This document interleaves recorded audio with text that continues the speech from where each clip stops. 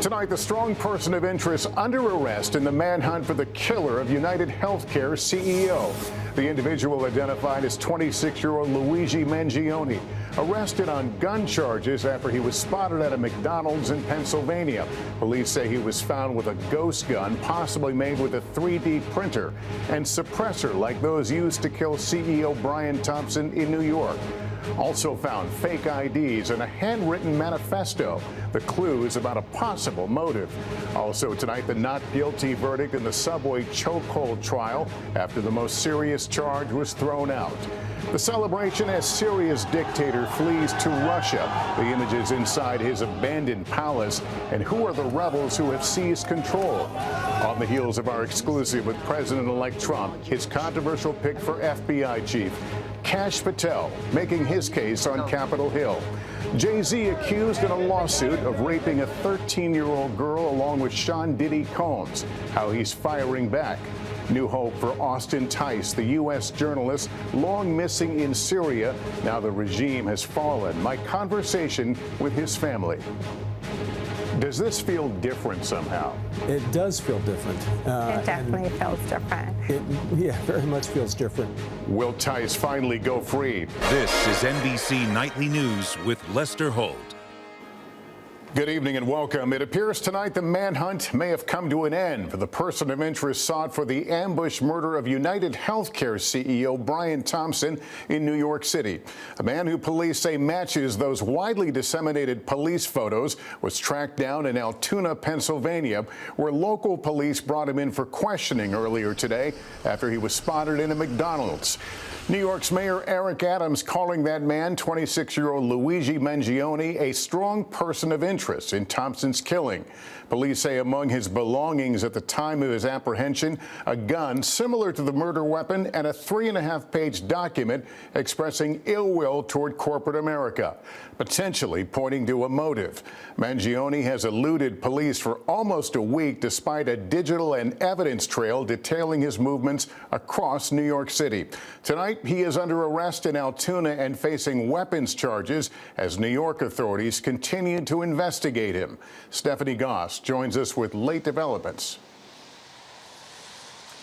Lester, according to court documents, when police arrived here at this McDonald's, Mangione was sitting at a table with a medical mask using his laptop. When they asked him if he had been to New York City recently, he looked nervous and then he started to shake. 26-year-old Luigi Mangione is in custody tonight in Pennsylvania, being held on unrelated gun charges.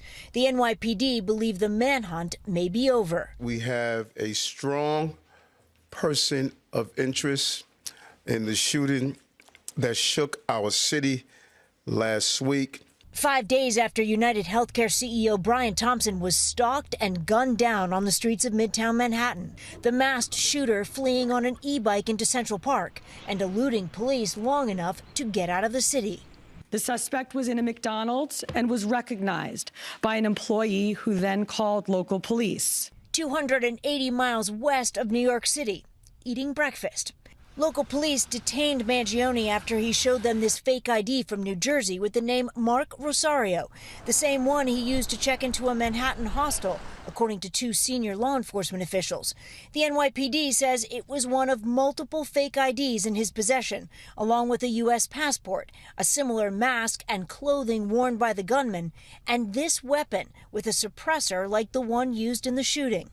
The gun appears to be a ghost gun, may have been made on a 3D printer, the capability of firing a 9mm round. Altoona police also discovered a handwritten 3-page manifesto, according to officials. It does seem that he has some ill will toward corporate America. The NYPD is in Altoona tonight to question Mangione, who has not been charged in last week's shooting. The NYPD says Mangione was born and raised in Maryland, his last known address in Hawaii. He was the valedictorian at an all-boys private school in Baltimore, according to his LinkedIn page. Our class was able to explore the new while also preserving the old. The University of Pennsylvania says he graduated in 2020 with a bachelor's and a master's in computer science. A fraternity at the school also confirming he was a member. Tonight, investigators say they are combing through his online posts, and there are many on platforms including Facebook, X, Instagram, LinkedIn, and Goodreads, which reveals the 26-year-old appears to be a prolific reader. On Goodreads, Mangione shared someone else's take on the manifesto written by the Unabomber Ted Kaczynski. When all other forms of communication fail, violence is necessary to survive. It's not terrorism, it's war and revolution. Mangione saying he found it interesting.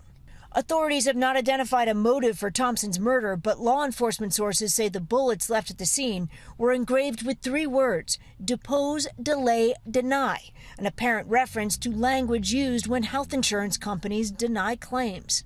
We believe at this point, our investigation is leaning toward he was acting alone. Thompson's murder triggered a backlash online against healthcare companies, many sharing their anger with the industry. Some people even celebrating the killer. At UnitedHealthcare in Minnesota, the company put up temporary fencing, while today a private funeral was held for the CEO, 50-year-old father of 2, Brian Thompson. Stephanie Gosk, NBC News, Altoona, Pennsylvania. I'm joined now by NBC's Tom Winter, who has been following every step of this investigation. Tom, what else are police looking at as they try to piece together what happened? Sure, Lester. Investigators from the NYPD Detective Bureau and their intelligence analysts will try and figure out what the motive may be in the case. We're told they're looking at a post on his social media with someone's x-rays and screws in the back. Is that his back, a relative? Does it have connection to the case? Just one of the many items they are looking at. And why didn't facial recognition work? Well, law enforcement officials say it could be because the image quality wasn't high enough. Lester? All right, Tom Winter, thanks. Let's get to the verdict today in the case of the man accused of putting a fellow subway rider in a deadly chokehold. The New York jury finding Daniel Penny not guilty. Laura Jarrett is following this. Laura, this was a closely watched case. Yes, Lester, it is a case that has provoked very strong feelings and raised tough questions. But after 5 days of deliberations, this jury of 7 women and 5 men finally reached consensus. A jury in Manhattan finding Daniel Penny not guilty today, clearing the Marine veteran of any criminal wrongdoing for putting a man in this fatal chokehold on the subway last year. Some in the courtroom erupting in anger, others in relief, as crowds of demonstrators gathered outside reflecting the deep divisions the case has sparked. Justice for Jordan Neely. Penny's defenders casting the 26-year-old as a folk hero for protecting other subway riders who described Jordan Neely's behavior that day as frightening and threatening. The whole train was freaked out. While others view Neely's death as an indictment of a broken mental health system that failed to protect a vulnerable 30-year-old man, a former Michael Jackson impersonator experiencing homelessness. I just want to say, I miss my son.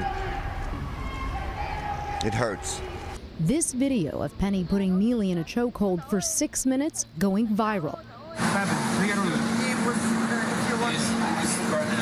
His defense team had argued at trial Penny didn't cause Neely's death, placing blame instead on a genetic condition, his struggles with mental illness and alleged drug use. When you have someone repeatedly going through that system, that's a signature of failure. The judge tossed out the top charge of manslaughter on Friday and sent jurors home after they said they were hopelessly deadlocked, returning today to deliberate for just a few hours on the lesser charge of criminally negligent homicide. The DA's office saying in a statement, quote, "The jury has now spoken. We respect their verdict." Laura Jarrett, NBC News, New York. Let's turn now to the dramatic developments in Syria. Rebels swiftly driving out the brutal regime of dictator Bashar al-Assad, whose family has ruled for a half-century. Richard Engel and his team report on the ground in the capital, Damascus, tonight. In the main square in Damascus, thousands gathered to cheer the end of Syrian dictator Bashar al-Assad. Entire families came to witness history in the making. Syrians have been coming from all over the country to gather here. Hello, I'm from the United States. Welcome. Thank you very much. NBC News. Welcome. How are you feeling today? Very happy. Very happy. Very, very happy. It seems to be the sentiment here. Everyone says very happy. Yes. Wow. So this is a symbol of everything that has transpired here over the last, really just 2 weeks. The rebel forces moved into Damascus, and the government and its armed forces simply melted away. We've seen uniforms on the ground. This tank was just abandoned. Now the tank is in the hands of the people it was used to repress. There is one word I'm hearing over and over again. It is Hurriya, Arabic freedom.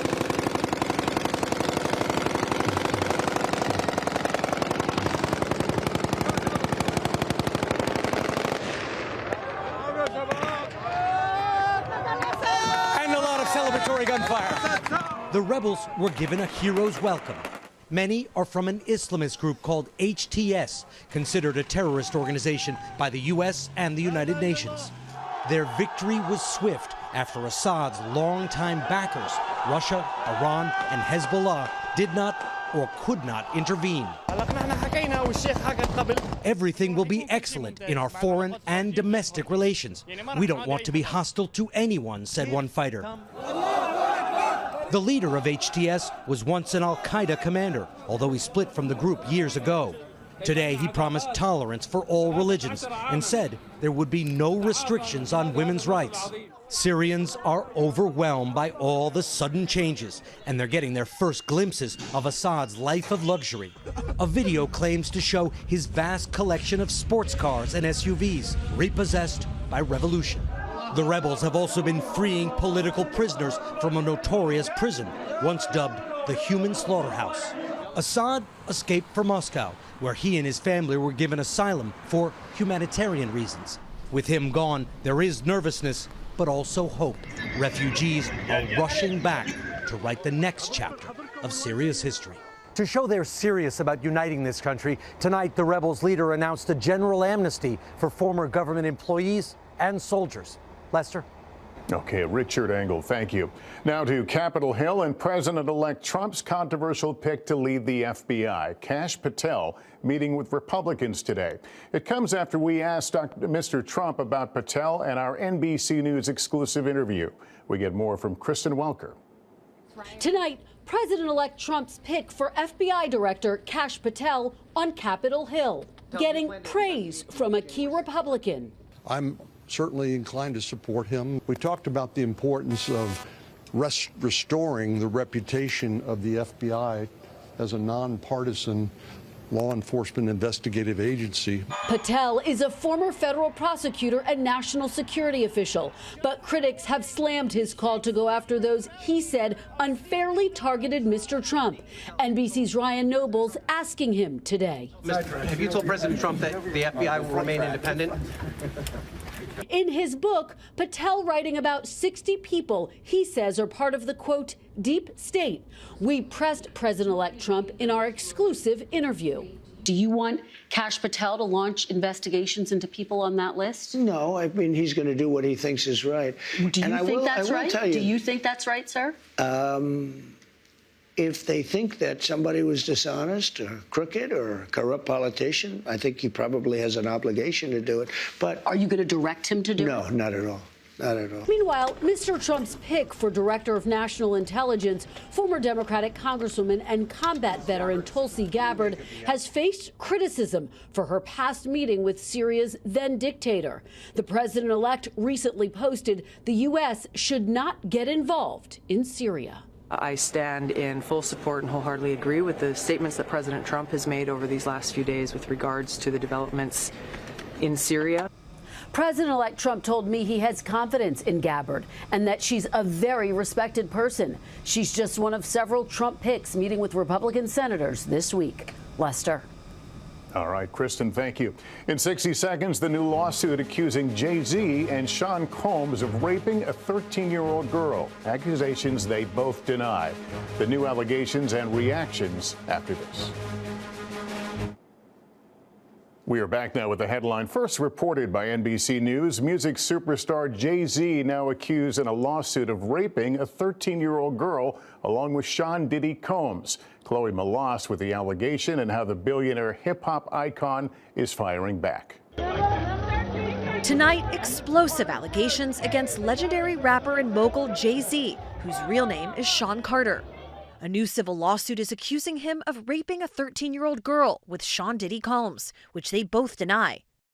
The suit claims the alleged assault happened after the Video Music Awards in 2000, the year Jay-Z was nominated for Big Pimpin'. The mogul, husband of megastar Beyonce, calling the accusation heinous. Now his lawyers also firing back, saying these are false, unfounded allegations. The lawsuit was originally filed in October against Combs, Jay-Z's longtime friend, and an unnamed Celebrity A. But now it has been refiled, naming Celebrity A as Jay-Z. There is nothing unusual about the timing other than the fact that the client authorized us to amend the lawsuit and name Jay-Z as a defendant.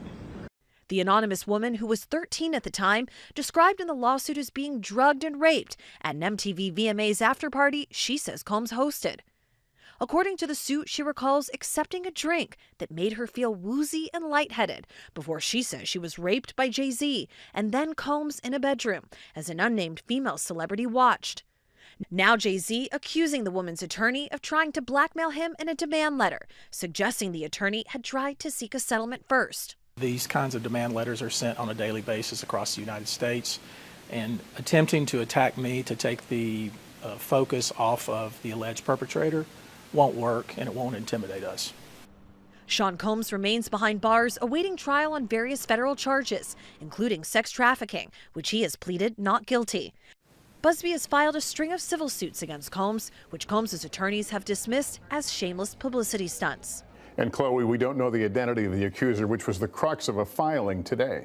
That's exactly right, Lester. The accuser is currently listed as Jane Doe in the lawsuit, but just hours ago, Jay-Z's attorney filed a motion demanding that her identity be revealed or have this case completely dismissed.